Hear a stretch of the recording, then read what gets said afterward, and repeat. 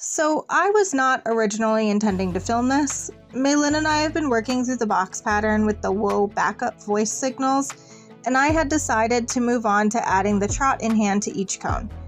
Instead, Maylin showed a very large reaction to being asked to trot while in hand. For context, Maylin is my newest blind horse. I was given custody of her last year by Be The Change Rescue when I lost my blind thoroughbred due to unfortunate circumstances, and Blink was left alone in his paddock and he grew depressed. Since then, Maylin and I have worked together on and off, but I would say our partnership really started this year, as last year Maylin appeared to lose more of her eyesight and had another adjustment period to it. I had gone back and forth on how I was going to move forward in starting our partnership. Maylin has had a long history as a riding horse, so I have ridden her a few times with success, but ultimately I decided that it was going to be healthier for us to start really thoroughly going through her groundwork before moving into her new riding career. So thus, we are working on the really basic stuff. Maylin was originally released to the rescue because she was labeled as too spooky for her old owner. Her old owner adored her, and I have had the privilege of speaking to her as well as to Maylin's old trainer, and both are lovely people. They just don't have experience working with blind horses, which can come with its own unique challenges, such as this. Now, under normal circumstances, I prefer to present at least fairly well online, as we are a new presence in the public eye, thus my thought was to keep the solidly presentable stuff only. But my gut seemed to insist that this very session be recorded.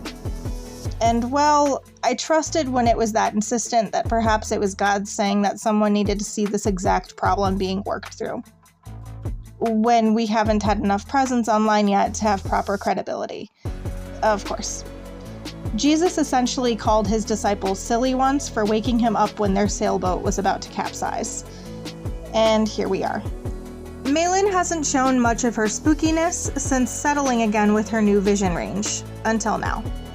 This is session 1 of attempting to include trotting from cone to cone and then stopping and backing up. Well, my plan was to walk to one cone, then trot the next, then walk, then so on. We had to take a detour on that. And the detour was, can I ask you to trot for a few strides before stopping? And because my safety and paying attention to Maylin's effort and mental state took priority, the pattern itself was temporarily forgotten. You can also see here that she is so scared of trotting and can't regulate herself that she also can't trot in a straight line. In this video, I try to balance this with walking stretches and giving her lengthy amounts of thinking time. With another horse, that may be leaving them alone entirely, however, Maylin finds comfort in connection and physical contact, so that is what I use. So it's balancing asking her to do the scary thing and then trying to help her get, quotations, unstuck from her panic mode and remind her that everything is okay and that she is doing wonderful. As this is only the first session that we have tried to trot in hand, I plan on doing an update after a few more sessions. My plan for Maylin is to continue on with this pattern as stated, consistently until she relaxes into it. The stick is only there to tap on the ground when she doesn't want to move forward because she's afraid of trotting. The sound is enough for her to respond. Sometimes, going outside of our comfort zone and doing more than what we feel brave enough to do can be the best thing for us. Having a life where she can move and work and have adventures like a normal horse her age is going to be far richer for Maylin than sitting in a pasture would be. Her overall physical well-being will be better with regular exercise, her mind will be healthier, and she'll get to experience more. But she won't be able to do that unless she faces her fears. Facing fears is a part of life that is no longer talked about and doesn't hold its appointed value in everyday conversation anymore as a result. This is about more than just the trot.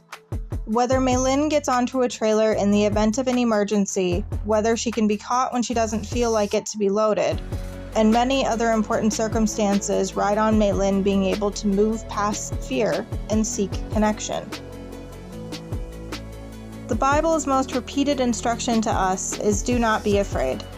There's a lot of wisdom in that in all circumstances when you pay attention and think about it.